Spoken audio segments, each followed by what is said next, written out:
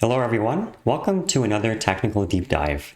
My name is Cody, and in this episode we're going to focus on a specific application of the DeepHub, AGV and AMR traffic control. We'll explore this concept and demonstrate how this can be done through a simulation we prepared. To begin, what are AGVs and AMRs? Automated guided vehicles, AGVs, and autonomous mobile robots, AMRs, are autonomous vehicles commonly used in warehouses, manufacturing plants, distribution centers, and other logistics operations.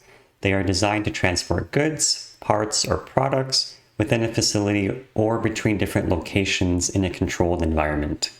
AGVs and AMRs are equipped with sensors, control systems, and navigation technologies that allow them to navigate through predefined routes. In contrast to an AGV, an AMR can more freely operate and move around its surroundings using its own sensors, such as LiDAR or cameras.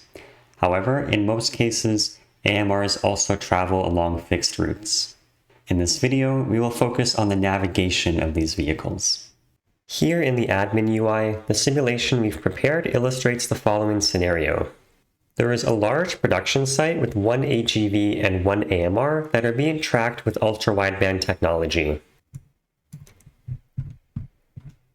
The larger AMR is transporting raw materials from a storage rack to several machines. The smaller AGV from a different vendor is transporting the processed goods to a different storage area. Both vehicles follow certain routes, as illustrated here with the purple and green lines. At certain points, such as right here, they must decide whether to continue straight, turn, or wait. However, there is one area here in the middle where the routes intersect and are very close to each other. To operate effectively, the two vehicles must not block each other's paths, or worse, collide with each other. To circumvent this issue, we can harness the geospatial functionalities of the DeepHub. There are several methods we could use to tackle this, but for this simulation, we will strategically utilize geofences to manage areas in which the vehicles may come close to each other. We covered fences in detail in our last episode, so make sure to check that out if you need a refresher.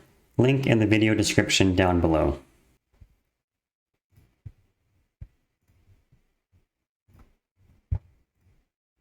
For streamlined integration of location data, we are using an Omlox core zone inside the production site. Each vehicle is equipped with an ultra-wideband tag powered by the vehicle itself.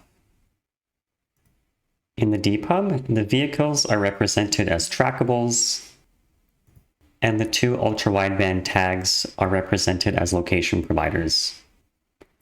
This allows for the possibility of adding other locating technologies such as the self-localization data from the vehicles to achieve greater system robustness. Finally, to orchestrate the vehicles and ensure they do not collide or disrupt each other's paths, we have created two fences. The first represents the area where traffic flow could be interrupted. Only one vehicle is allowed to be within this fence at any given time.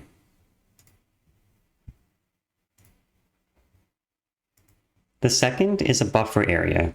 If one of the vehicles is within the first fence and the second vehicle enters the buffer area, the second vehicle will stop and wait until the first vehicle has left the traffic area fence.